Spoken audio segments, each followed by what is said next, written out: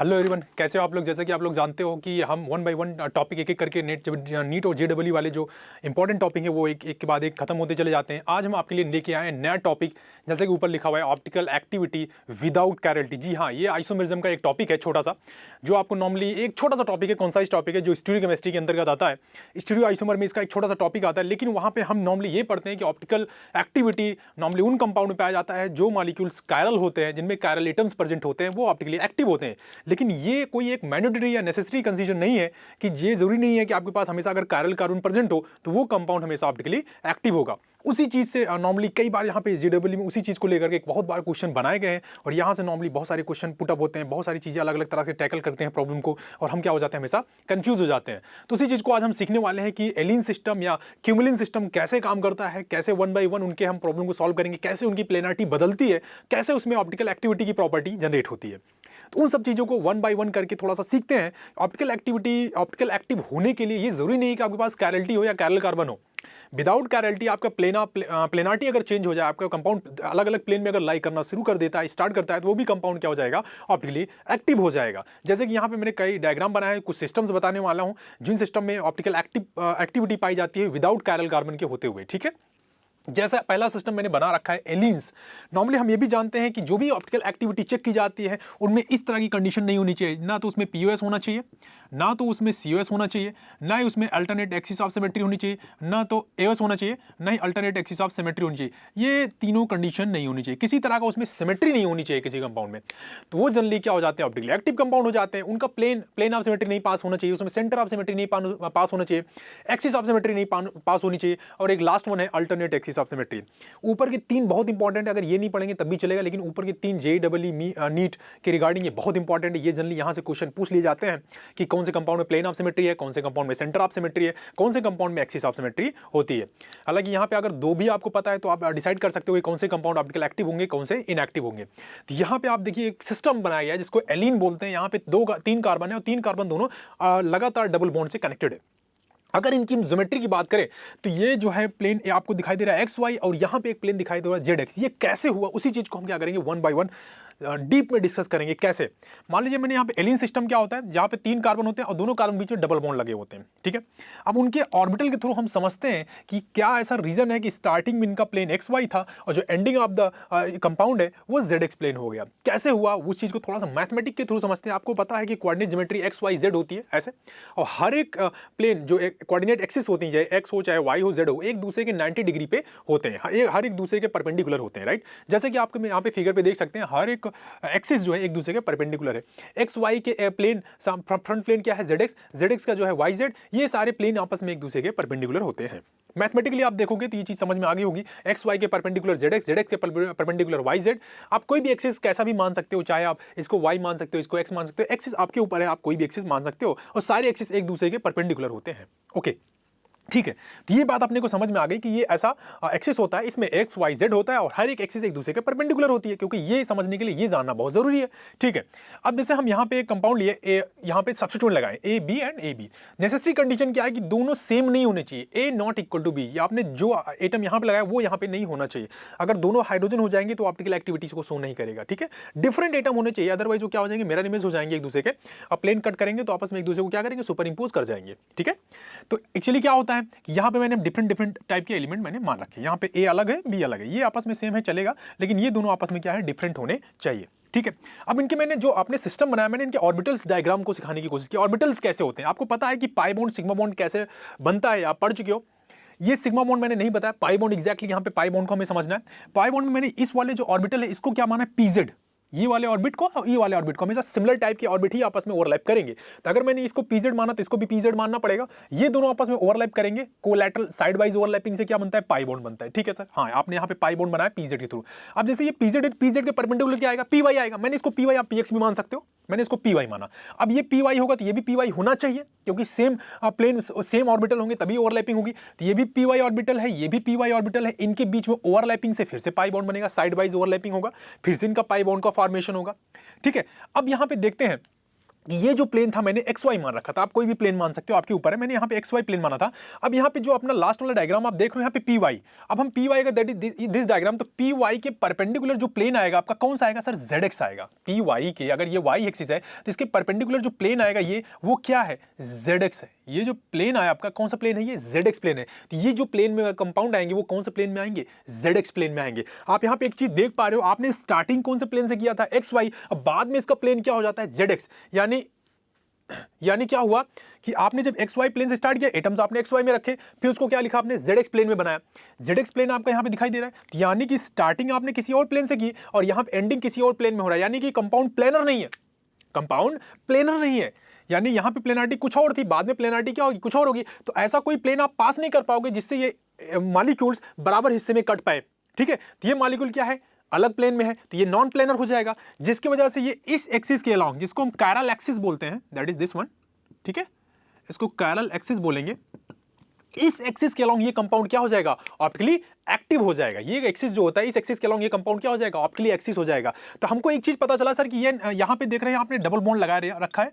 Double bond जब भी हम इवन नंबर में डबल बॉन्ड लगाएंगे तो हमेशा क्या होगा, हमारे पास एक बात क्लियर हो गई कि वहां पे ऑर्बिटल्स बदल जाएंगे। ऑर्बिटल्स की प्लेनारिटी, जो ये प्लेन है ना, यहाँ पे आप एक्स वाई करेंगे तो बाद का जो प्लेन होगा वो जेड एक्स आने वाला है या कोई और प्लेन आएगा, वो डिपेंड करता है आपने कौन सा प्लेन मान रखा है, ठीक है।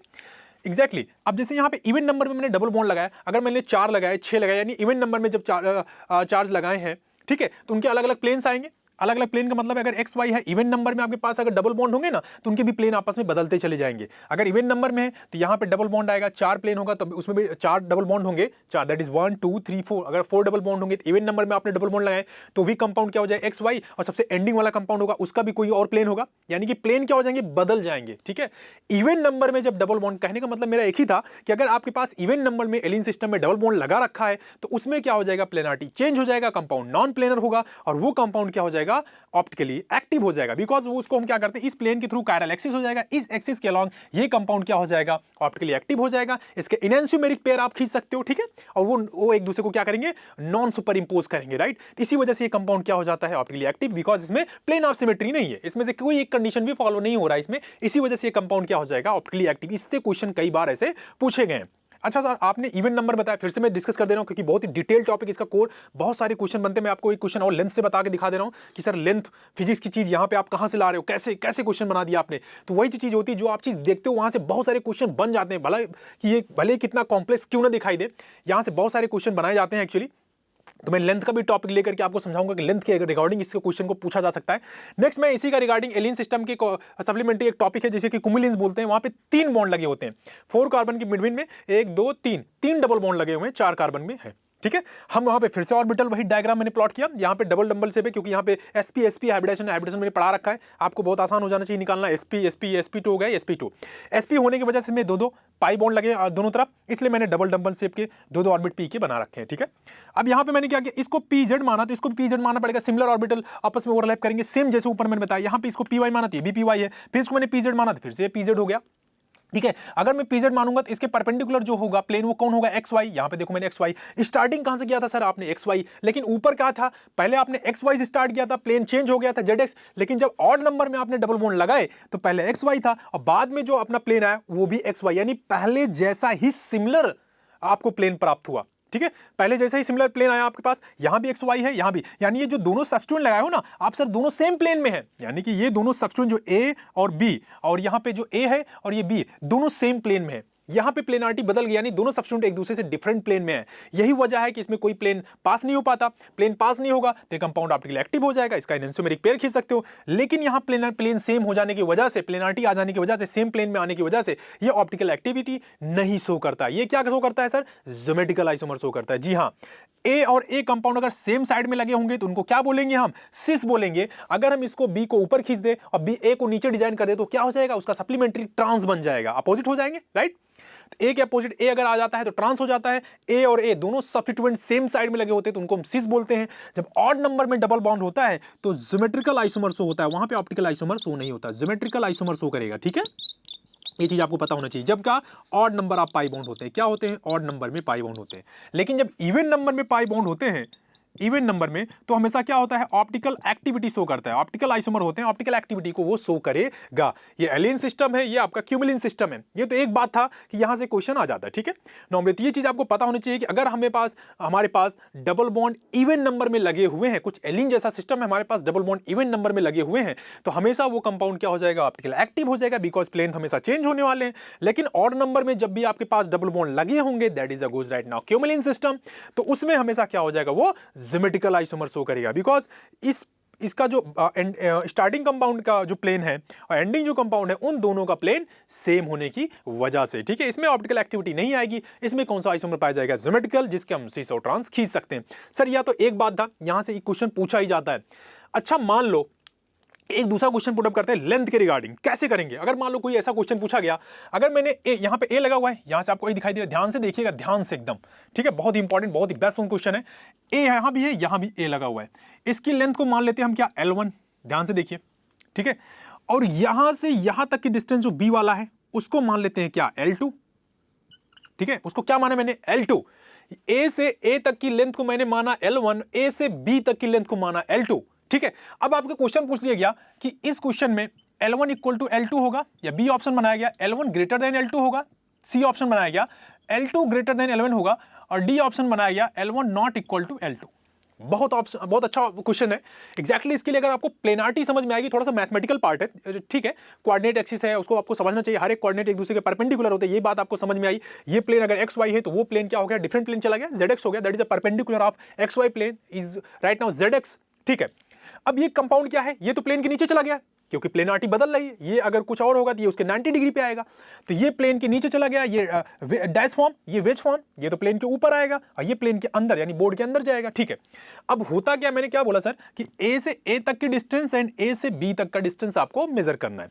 अब जरा ध्यान से देखिए, बहुत आसान है। एग्जैक्टली आपने थोड़ा सा आइडिया लगाओ इसके बारे में, थोड़ा सा आप अपना दिमाग यूज करो कि क्या हो सकता है। L1 L2 के बराबर हो सकता है, या L1 की लेंथ L2 से बड़ी होगी, या L2 L1 से ज़्यादा बड़ा होगा, या L1 L2 दोनों किसी के बराबर नहीं होगा, यानी कुछ नहीं होगा।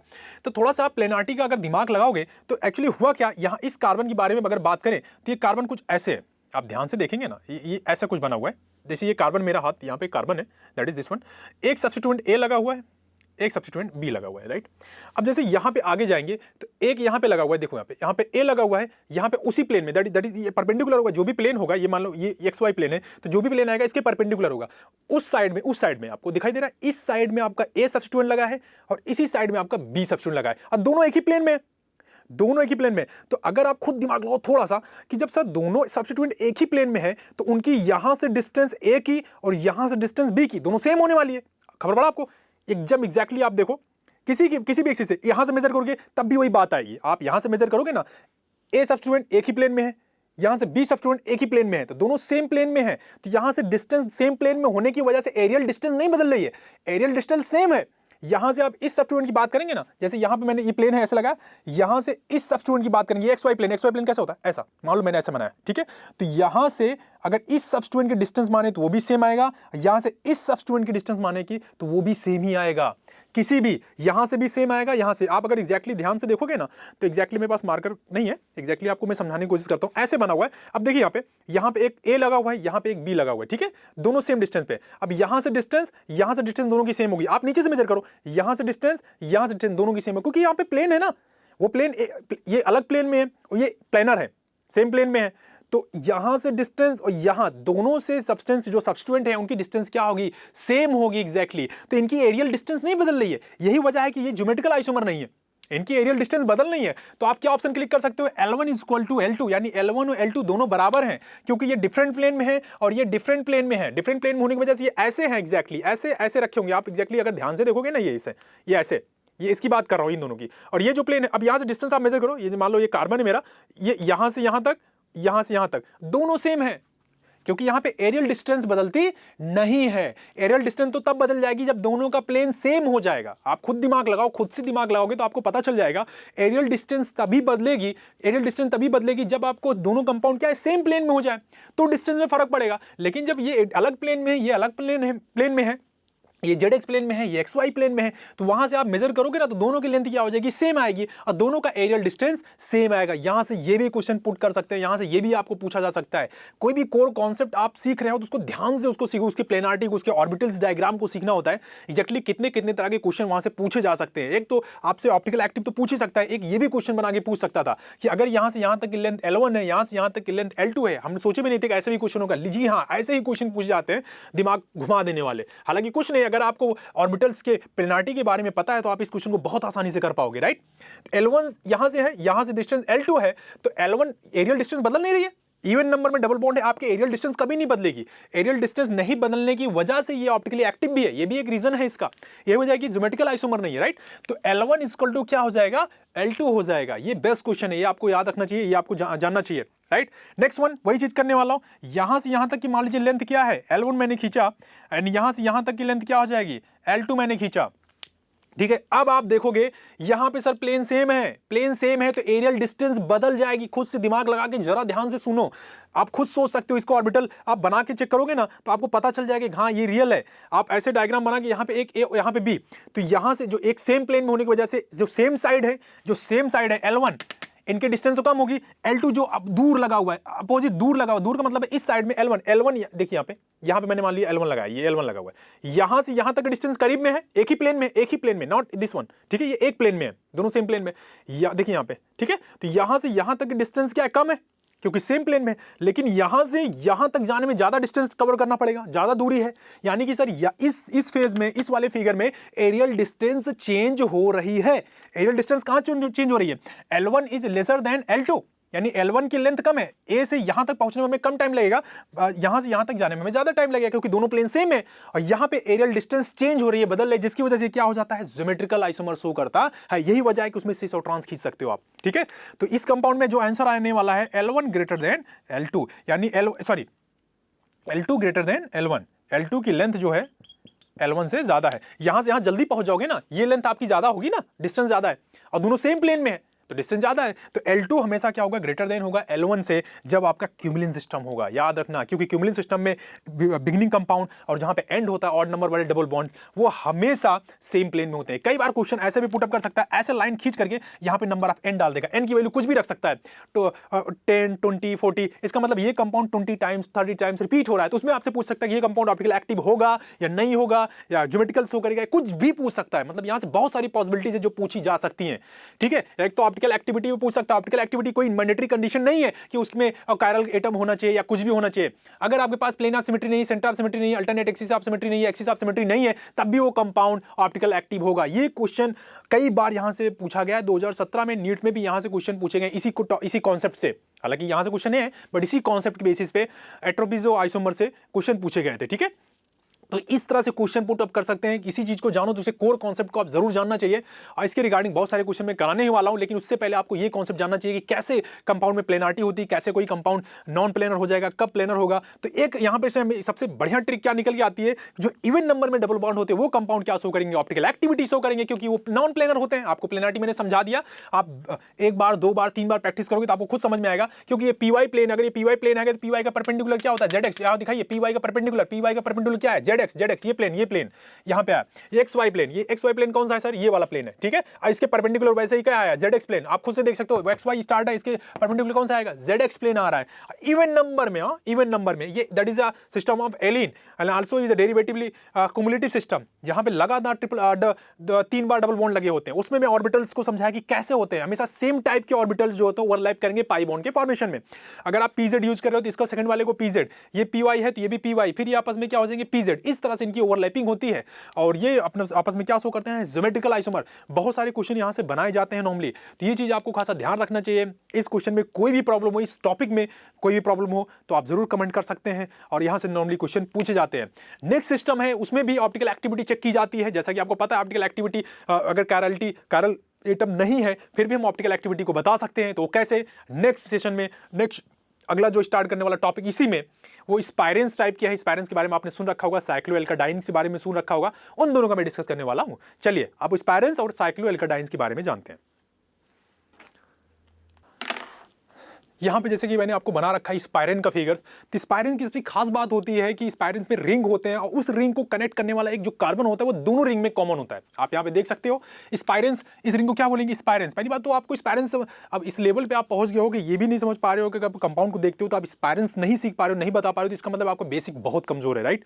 तो मैं यही बता रहा हूँ कि कैसे देख के बताएंगे, दो रिंग लगा, दोनों रिंग में एक कार्बन कॉमन है, यानी कि ये भी रिंग क्या है? स्पाइरेंस है। बस रिंग का यानी कि इसका सर यहाँ पे 2 रिंग्स है, यहाँ पे 3 रिंग्स है, इतना ही फर्क है। अगर इसकी डीबी की बात करें तो एक रिंग का 1 डीबी, मैं डीबी पढ़ा चुका हूं। 2 रिंग का कितना डीबी आएगा? 2 डीबी आएगा। यहाँ पे कितना आएगा? 3 डीबी आएगा। 2 is the even number and 3 is the odd number. Same concept वही इस्तेमाल करेंगे एलिन और क्यूमिलिन का, बाकी कुछ नहीं है, बस आपके फिगर्स अलग अलग हैं, उससे थोड़ा अलग हटके है। तो वही सेम फिगर है, वही प्लेनारिटी का बदलाव है, वही चेंजमेंट है, सेम चीज है, वही काम करेगा। यहाँ पे टॉपिक भी, ऑर्बिटल भी वैसे ही काम करने वाले हैं। अगर यहाँ पे इवन नंबर है तो ये एक प्लेन में होगा, तो ये दूसरा प्लेन में होगा, क्योंकि 2 नंबर है। 2 नंबर क्या होता है? इवन नंबर होता है। और जो इवन नंबर होते हैं वहां पे आपके जो प्लेनारिटी है, स्टार्टिंग और ending of the compound change हो जाता है, इसलिए ये कंपाउंड क्या शो करेगा? ऑप्टिकल एक्टिविटी को शो करेगा। इसका आप एनैंसोमेरिक पेयर खींच सकते हैं जो कि नॉन सुपर इंपोज होगा। एंड नेक्स्ट वन की बात करें, सेम वैसा ही वैसा होगा जैसा कि मैंने आपको एलिन और क्यूमिलिन में सिखाया है। यहां पे देखेंगे कि इसका डीबी कितना आएगा? 3 आएगा। 3 जो कि ऑड नंबर होता है। 1 डीबी का मतलब समझ गए होगे आप। अगर नहीं समझ में आ रहा तो आप मेरे वीडियो पैनल को जाकर वहां पे देख सकते हो। 1 2 3 डीबी इसका आएगा। तो 3 इज द ऑड नंबर। और आपको पता है कि जब ऑड नंबर होता है, इस तरह का जब सिस्टम होता है हमारे पास, ये सिस्टम होता है, और यहाँ पे आपका प्लेन एक्स वाई होगा, तो स्टार्टिंग जो लास्ट वाला सिस्टम होगा हमारा वो भी क्या होगा? सेम प्लेन में। और ये क्या हो जाएगा? परपेंडिकुलर प्लेन हो जाएगा। आपको पता है अगर इस सिस्टम को मैंने ग्राफिकली डिजाइन कर, अगर मान लीजिए ये प्लेन आपका ऐसे है स्टार्टिंग का, तो जो बीच वाला प्लेन होगा वो उसको ऐसे कट करेगा, दैट इज अ परपेंडिकुलर हो जाएगा, इसके परपेंडिकुलर होगा। नेक्स्ट प्लेन क्या हो जाएगा? फिर से ऐसे हो जाएगा। तो ये दोनों सेम प्लेन में, ये परपेंडिकुलर, फिर अगला आप ड्रॉप करोगे तो फिर ऐसे कुछ सिस्टम आपस में से चलता रहेगा, राइट। तो ये सेम प्लेन में होंगे, फिर ये उसके परपेंडिकुलर होगा, ये फिर सेम प्लेन में आएगा, फिर परपेंडिकुलर, फिर सेम प्लेन। आप जैसे जैसे आगे बढ़ते जाओगे, जैसे जैसे number of ring odd even का फॉर्मूला करोगे, तो इवन नंबर में तो आपको ये फॉर्म मिलेगा, एंड ऑड नंबर में जब आप बढ़ोगे तो हमेशा आपकी प्लेनारिटी क्या हो जाएगी? सेम हो जाएगी। और ये कंपाउंड क्या शो करेगा? Geometrical isomer. A same side में होंगे तो सिस बनेगा, और ए अगर फ्लिप कर जाएगा, बी ऊपर रोटेट करके चला जाए, ए नीचे आ जाए, तो दोनों क्या हो जाएंगे? ट्रांस हो जाएंगे। तो सेम फिगर है। आपको यही समझाना है मुझे टिप्स और ट्रिक्स में कि अगर इवन नंबर में पाई बॉन्ड होते हैं तो आपका हमेशा कंपाउंड क्या हो जाएगा? Optical active. बिकॉज सिमेट्री नहीं होगी ना, प्लेनारिटी बदल गई ना, प्लेन चेंज हो गया। ये एक्स वाई प्लेन है, ये डिफरेंट प्लेन में, उसके परपेंडिकुलर प्लेन में, लेकिन यहां तो प्लेनारिटी सेम आएगी, जैसे कि मैंने क्यूमुलिन सिस्टम में बताया। तो जब ऑड नंबर में पाई बॉन्ड होंगे तो हमेशा क्या शो करेगा? जीआई शो करेगा, ज्योमेट्रिकल आइसोमर शो करेगा, ठीक है। तो ये स्पाइरेंस की मैंने बात की। नेक्स्ट वन साइक्लोएल्काडाइन, यानी साइक्लिक कंपाउंड होगा और उसमें डबल बॉन्ड कनेक्टेड होगा। आप यहां पे क्या बता रहे हो सर? डबल, एक रिंग से एक डीबी आती है, एक पाई बॉन्ड से एक, यानी टोटल यहां भी सेम केस है। 2 ये दूसरे प्लेन में है, ये दूसरे प्लेन में है सर, ये भी क्या शो करेगा? ऑप्टिकल एक्टिविटी शो करेगा। जी हाँ, ये भी ऑप्टिकल एक्टिविटी ही शो करेगा। सेम कॉन्सेप्ट है, ऑर्बिटल बदल रहे हैं, ऑर्बिटल्स के डायग्राम बदलेंगे तो आपकी प्लेनारिटी बदल जाएगी, जिसकी वजह से ये भी कंपाउंड क्या हो जाएगा? ऑप्टिकली एक्टिव हो जाएगा। नेक्स्ट वन की अगर बात करें, यहां पे ये कंपाउंड, ये that is ring, double bond ring. क्या हुआ? एक रिंग से 1 डीबी, एक पाई बॉन्ड से 1 डीबी, एक रिंग से फिर से 1 डीबी, तो 1 + 1 + 1 कितना आया? 3। 3 क्या होता है? ऑड नंबर होता है। और जो ऑड नंबर होते हैं वो हमेशा क्या शो करते हैं? जीआई शो करते हैं। सर आप 2 से 3 बार ये बता चुके हो कि वो जीआई शो करते हैं। अगर ये सेम प्लेन में है तो ये भी लास्ट वाला भी सेम प्लेन में होगा, लेकिन ये क्या हो जाएगा? इसके परपेंडिकुलर हो जाएगा। तो ये beginning of the plane, ending of the plane दोनों सेम प्लेन में है, एरियल डिस्टेंस बदल रही है, जिसकी वजह से क्या शो करेगा? ज्योमेट्रिकल आइसोमर शो करेगा। यहां पे ऑप्टिकल आइसोमर में क्या होंगे सर? यहां से और यहां से डिस्टेंस क्या है? सेम है, इसकी एरियल डिस्टेंस नहीं बदल रही, इसलिए ये क्या हो जाएगा? ऑप्टिकली एक्टिव होगा, जबकि ये कंपाउंड क्या हो जाएगा? ज्योमेट्रिकल आइसोमर शो करेगा, ठीक है। तो इस तरह के क्वेश्चन बहुत सारे पूछे जाते हैं। यहां से भी लेंथ का कॉन्सेप्ट, लेंथ आपको बना के पूछ सकता है कि L1 L2, जैसे कि मैंने डिजाइन करके स्टार्टिंग में ही बता दिया था, वो चीज आपको खासा ध्यान रखना है। कोई भी कॉन्सेप्ट पढ़ते हो वहां से कितने तरह के क्वेश्चन डिजाइन होते हैं, उसी पे फोकस करना है अपने को। उस पर आप फोकस करके तो आप ये बहुत आसान हो जाएगा चीजों को समझना, चीजों को, प्रॉब्लम को टैकल करना, कैसे भी क्वेश्चन फ्लिप करके रोटेट करके बनाए, वो सारे क्वेश्चन आप आसानी से लीन आउट कर जाओगे, आसानी से टैकल कर जाओगे उस तरह के प्रॉब्लम को। तो फर्स्ट ऑफ ऑल पहले आपको कॉन्सेप्ट जानना बहुत जरूरी है कि कैसे प्रॉब्लम को सॉल्व करना है। यहां से नॉर्मली ये कॉन्सेप्ट आपको जनरली नहीं मिलता है। इस तरह के क्वेश्चन कई बार जेडब्ल्यू एंट्रेंस में, नीट में, एम्स में बहुत बार पूछे गए हैं। तो जनरली इस कॉन्सेप्ट को आपको जानना होगा, इसके बाद ही आप किसी क्वेश्चन को सॉल्व कर पाओगे अगर ऑप्टिकल एक्टिविटी को चेक करने की। नॉर्मली ऑप्टिकल एक्टिविटी से यहां से रिलेटेड क्वेश्चन आते ही आते हैं, और जो बहुत ही आसान होते हैं। अगर एक बार आप कॉन्सेप्ट सीख जाओ तो उसको बता पाना बहुत आसान हो जाता है। नेक्स्ट है इसी में एक एट्रोपिजो आइसोमर। जो कि आपको बताया जाएगा नेक्स्ट सेशन में इसके बाद। तो उसमें भी ऑप्टिकल एक्टिविटी कैसे होगा। एट्रोपिज्म एक्चुअली 1933 में अप्रॉक्सीमेटेड एक साइंटिस्ट थे कोहन करके, उन्होंने बताया था कि अगर हम कुछ बाइफेनल्स ग्रुप को ले और उनके tetra substituted ortho and para position के रिस्पेक्ट में अगर हम बाइफेनल्स लेते हैं और उनके आर्थो पैरा सब्स्टिट्यूट पोजीशन पे अलग अलग तरह के सब्स्टिट्यूएंट लगा देते हैं, तो सब्स्टिट्यूएंट क्या करते हैं, इतना ह्यूज रिपल्सन होता है ना, कुछ सिंगल बॉन्ड के अलॉन्ग प्लेनारिटी क्या होती है मॉलिक्यूल की, जैसे एक प्लेन ये प्लेन में, तो रिपल्सन इतना मैक्सिमम होगा, तो उस रिपल्सन को कम करने के चक्कर में ये क्या हो जाएगा, ऐसे घूम जाएगा, यानी परपेंडिकुलर हो जाएगा। यानी अगर ये प्लेन में है, एक प्लेन में, तो रिपल्सन इतना ज्यादा होगा, उसको मिनिमाइज करने के लिए वो क्या होगा, एक प्लेन से घूम जाएगा। अब ये कंपाउंड देखो डिफरेंट प्लेन में आ गए, जब कंपाउंड डिफरेंट प्लेन में आ जाते हैं तो वो कंपाउंड क्या हो जाता है, ऑप्टिकल एक्टिव हो जाता है। ये चीज भी मैंने बताया कि कोई ऐसा प्लेन नहीं है जो इसको बराबर भागों में काट सके। आप कोई प्लेन बता दो जो इसको एक जैसे हिस्से में काट सके, नहीं काट सकता। और जब प्लेनारिटी नहीं पास होगा, कोई भी प्लेन नहीं होगा आपके पास, तो वो कंपाउंड क्या शो करेगा, ऑप्टिकल एक्टिविटी शो करेगा। यही हमको सीखना है बाइफेनल से एट्रोपिजो आइसोमर में, ठीक है। एट्रोपिजो आइसोमर का मतलब होता है कि जो सिंगल बॉन्ड की तरफ रोटेशन होता है उसको लॉक कर देना, फ्रीज आउट कर देना, ठीक है। उसमें रिंग आपस में एक दूसरे के परपेंडिकुलर चली जाएंगी due to the huge repulsion of the substituent group which will be attached to ortho and para position, ठीक है। इस तरह के कंपाउंड भी ऑप्टिकल एक्टिविटी शो करते हैं। कैसे करेंगे, अब नेक्स्ट सेशन में जो अपने सिखाएंगे वो एट्रोपिजो आइसोमर होगा, उसके कुछ कंपाउंड और उसके कुछ प्रॉब्लम करेंगे। उसके बाद नेक्स्ट सेशन में जो मैं वीडियो बनाने वाला हूं वो केवल ऑप्टिकल एक्टिविटी के विदाउट कैरल कार्बन को चेक करना होगा। आपको यही बताना होगा कि वो कंपाउंड ऑप्टिकल एक्टिव है या नहीं है। नेक्स्ट वन की बात करते हैं। जैसा कि आपको पता है कि एट्रोपिजोमर, ठीक है, एट्रोपिजोमर एक बायफेनिल्स टाइप का ही है। जैसे कि आप देखते हो दो तरह के phenyls group, phenyl that is a benzene actually right now, benzene. यहाँ पे आप देख रहे हो कि बहुत सारे कंपाउंड आपने इस तरह के बायफेनिल्स पढ़ रखे होंगे। एट्रोपिजोमर कैसे होता है वो भी, एट्रोपिजोमर का मतलब होता है फ्रीज द रोटेशन, रोटेशन को हिंडर कर देना, रोक देना। दैट इज अ मतलब रोटेशन एक टाइम के बाद ऐसे ऐसे सब्स्टिट्यूएंट अटैच करना बाइफेनिल में आर्थो एंड पैरा पोजीशन पे, टेट्रा सब्स्टिट्यूएंट अटैच करना ताकि कि आपका रिंग का रोटेशन क्या हो जाए, रुक जाए। मतलब रिंग क्या रोटेशन को लॉक कर देना, रोटेशन रुक जाए उस तरह से। इसीलिए इसका नाम ही पड़ा एट्रोपिजोमर, मतलब freeze the rotation of the around the bond of the groups. Substituents जो होते हैं ऐसा हम फिट करेंगे, सब्स्टिट्यूएंट जो क्या करेंगे, रोटेशन को फ्लिप कर देंगे, रोक देंगे, स्टॉप कर देंगे, रोटेशन को क्या कर देंगे, रोक देंगे। फिर से शुरू करना पड़ेगा इसको, ठीक है। अब हम शुरू करते हैं एक नेक्स्ट टॉपिक, एट्रोपिजोमर। उसी से रिलेटेड है optical activity and geometrical isomer से, सिंपल सी चीज़ है, ठीक है। तो यहाँ पे कैसे सीखेंगे, कैसे हम पता करेंगे कौन से कंपाउंड ऑप्टिकल आइसोमर शो करेंगे, कौन से नहीं शो करेंगे, राइट। एट्रोपिजोमर का मतलब होता है freeze the rotation around the single bond. जैसे कि आप यहाँ पे देख रहे हो, यहाँ पे नॉर्मल छोटे छोटे उसकी कुछ कंडीशंस है। यहाँ पे छोटे छोटे हाइड्रोजन के ग्रुप लगे हुए हैं और यहाँ पे मैंने सिंगल बॉन्ड से दोनों फेनिल ग्रुप को अटैच कर रखा है, ठीक है। यहाँ पे जो छोटे छोटे ग्रुप है उतना ज़्यादा इसमें रिपल्सन फील नहीं होता, इसलिए ये सिंगल बॉन्ड के अराउंड आसानी से क्या करता है, रोटेट करता रहता है। रिंग क्या करता है, रोटेट करता रहता है। इस सिंगल बॉन्ड के अराउंड ये रिंग क्या करता है, रोटेट करता रहता है। यहाँ पे रोटेशन को फ्रीज नहीं किया होता क्योंकि यहाँ पे दोनों ग्रुप क्या होते हैं, बहुत छोटे छोटे होते हैं, इसलिए ये सेम प्लेन में होने की वजह से आपस में फ्लिप कर जाते हैं, रोटेट करते रहते हैं। लेकिन जब हमारे पास बहुत बड़े बड़े सब्स्टिट्यूएंट हो, जैसे कि COOH हो, स्टाइल कोई भी बड़े ग्रुप, नाइट्रेट, सल्फेट, है ना, एल्डिहाइड या बड़े ग्रुप कोई लगे होते हैं और ये सब्स्टिट्यूएंट एक दूसरे से क्या होने चाहिए, डिफरेंट होने चाहिए, x not equal to y। जब एक दूसरे से जब डिफरेंट होते हैं तो ये मॉलिक्यूल जब आपस में एक दूसरे के पास में आते हैं ना, तो इनमें ह्यूज रिपल्सन होता है, बहुत ज़्यादा रिपल्सन होता है। तो इस रिपल्सन की वजह से ये मॉलिक्यूल तो उसी प्लेन में रहेगा, लेकिन ये मॉलिक्यूल क्या हो जाएगा, प्लेन के ऊपर हो जाएगा, फ्लिप करके। आप समझ में आया मैं क्या बोल रहा हूँ, ये मॉलिक्यूल उसी प्लेन में रहेगा, बट ये वाला बेंजीन जो है, ये वाला फेनिल ग्रुप क्या हो जाएगा, प्लेन के परपेंडिकुलर हो जाएगा। मतलब अगर मैं इसकी डिजाइनिंग करूँ, जैसे एक बेंजीन मैंने अगर मैं इसको ऐसे बनाया हूँ, आप देख के डिजाइन से पता कर लोगे। अगर मैंने एक को ऐसे बनाया, ठीक है, और नेक्स्ट को मैंने कैसे बनाया, दैट इज दिस वन। ये आप देख रहे हो, ये फ्लैट है और ये इसके परपेंडिकुलर आ जाएगा। तो वही काम यहाँ पे हुआ, ये डार्क लाइन ये बता रही है कि परपेंडिकुलर हो गया, दैट इज ये प्लेन के ऊपर आ गया, अबव द प्लेन आ गया, ठीक है। इसके सब्स्टिट्यूएंट की वजह से यानी प्लेनारिटी बदल गई, और प्लेनारिटी जब बदल जाएगी तो वो कंपाउंड क्या हो जाएगा, ऑप्टिकल एक्टिविटी को शो करेगा। टेट्रा सब्स्टिट्यूटेड मैंने यहाँ पे सब्स्टिट्यूएंट लगा रखे हैं, वो भी बहुत बड़े बड़े, जैसे कि यहाँ पे एग्जाम्पल मैंने दिखा रखा, सल्फोनिक्स सल्फेट ग्रुप यहाँ पे SO3H सारे तरफ लगा रखा है। इसके और इसके बीच में इतना ज़्यादा ह्यूज रिपल्सन होगा कि जिसकी वजह से ये प्लेन होगा, ये प्लेन की क्या हो जाएगा, एबव चला जाएगा, that is this one, plane के ऊपर चला जाएगा। तो ऐसा कोई प्लेन नहीं है जिसके अलाउंग इसको आप कट कर सकते हो, और कट करोगे तो इक्वल आएगा, ऐसा भी नहीं है, ठीक है। तो इस तरह के जो कंपाउंड होंगे वो क्या शो करेंगे, ऑप्टिकल एक्टिविटी यानी ऑप्टिकल आइसोमर शो करते हैं। ये चीज आपको खासा ध्यान रखना है।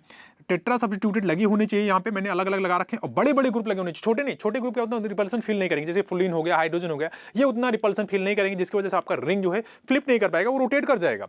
लेकिन जब आप बड़े बड़े ग्रुप लगाओगे तो उसमें रिपल्सन इतना मैक्सिमम होगा, इतना ज्यादा रिपल्सन होगा कि ग्रुप क्या हो जाएगा, ये प्लेन में होगा तो ये ग्रुप कैसे हो जाएगा, प्लेन के परपेंडिकुलर हो जाएगा, दैट इज दिस वन। ये प्लेन के परपेंडिकुलर से उड़ जाएगा और ये क्या हो जाएगा, प्लेन में होगा। तो आप ऐसा कोई प्लेन पास नहीं कर पाओगे जिसकी वजह से बराबर बराबर कट सके। जब इसको बराबर बराबर आप काट नहीं पाओगे, कट नहीं कर पाओगे, तो इसमें ये क्या हो जाएगा, ये ऑप्टिकल एक्टिव हो जाएगा। ये कंपाउंड क्या हो जाएगा, ऑप्टिकल एक्टिविटी को शो करेगा। सेम यहाँ भी वही है, यहाँ पे भी आपने एसिटिलीन आपने लगा रखा, C ट्रिपल बॉन्ड C, यहाँ पे H लगा, यहाँ पे H लगा, इनमें रिपल्सन मैक्सिमम होगा। और जब रिपल्सन मैक्सिमम लेवल पे होगा तो एक कंपाउंड, एक कोई फेनिल ग्रुप प्लेन के अबव चला जाएगा, चाहिए दोनों में से कोई एक। तो ऐसा इसका आप एनेंटियोमेरिक पेयर भी बना सकते हो, कभी ये प्लेन के ऊपर चला जाएगा, कभी ये प्लेन के ऊपर चला जाएगा। ये अगर मॉलिक्यूल प्लेन के ऊपर है, ये मान लो एक प्लेन के ऊपर है, एक प्लेन के नीचे, जब इसका एनेंटियोमेरिक पेयर बनाओगे तो इसका मिरर इमेज खींचोगे, एनेंटियोमर पेयर बनेगा। ये भी क्या करेगा, ऑप्टिकल एक्टिविटी शो करेगा। क्यों, क्योंकि इसमें किसी तरह का प्लेन ऑफ सिमेट्री पास ही नहीं हो पा रहा है, इसमें किसी तरह का प्लेन ऑफ सिमेट्री पास नहीं हो पा रहा है। और आप कोई प्लेन ऐसा बता दो कि जिसके प्लेन के थ्रू कट कर सकते हैं पूरे मॉलिक्यूल को, नहीं कट कर सकते। एक अलग प्लेन में है, दूसरा अलग प्लेन में है, सेम प्लेन में होता है तो आप कट कर सकते थे, ठीक है।